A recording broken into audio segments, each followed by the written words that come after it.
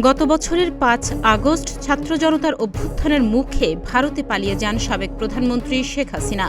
এরপর থেকে বিভিন্ন প্ল্যাটফর্ম ব্যবহার করে বক্তব্য দিয়ে যাচ্ছেন তিনি, যা দেশে উত্তেজনা সৃষ্টি করেছে। ধানমন্ডি ৩২ নম্বরে শেখ মুজিবুর রহমানের বাড়ি ঘুরিয়ে দেয় সাধারণ মানুষ। এছাড়া ঢাকায় ও দিল্লিতে বাংলাদেশ ভারতের দূতদের তলব পাল্টা তলবের মুখে পড়তে হয়েছে। আগামী সপ্তাহে ওমানের মাস্কটে ইন্ডিয়ান ওশেন কনফারেন্সে অন্তর্বর্তী সরকারের পররাষ্ট্র উপদেষ্টা তৌহিদ হোসেন ভারতের পররাষ্ট্রমন্ত্রী এস জয়শঙ্করের সঙ্গে বৈঠকে বসবেন। তিনি শেখ হাসিনাকে সংযত করার আহ্বান জানাবেন এবং দেশের অস্থিতিশীলতা সৃষ্টি না করার বার্তা দেবেন।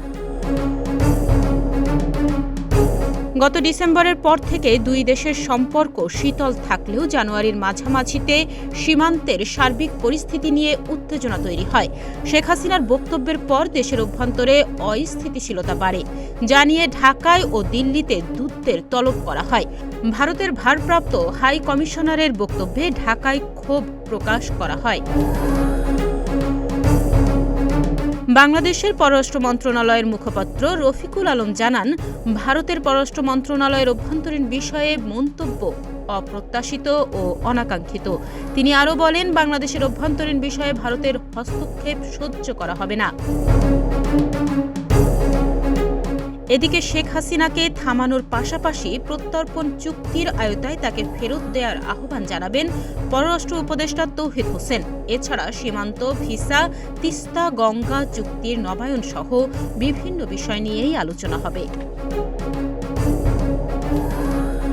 নিউ ইয়র্কে জাতিসংঘের অধিবেশনের ফাঁকে তৌহিদ জয়শঙ্করের প্রথম সাক্ষাৎ হয়। মাস্কটে তাদের দ্বিতীয় সাক্ষাৎ হবে। এই সাক্ষাতে বাংলাদেশের অভ্যন্তরীণ বিষয়ে ভারতের হস্তক্ষেপ বন্ধের আহ্বান জানানো হবে। পররাষ্ট্র উপদেষ্টা তৌহিদ হোসেন বাংলাদেশের সঙ্গে ভালো সম্পর্ক চায়, সেই বার্তা দেবেন ভারতের পররাষ্ট্রমন্ত্রীকে। তাহনিয়া ইয়াসমিন, প্রতিদিনের বাংলাদেশ।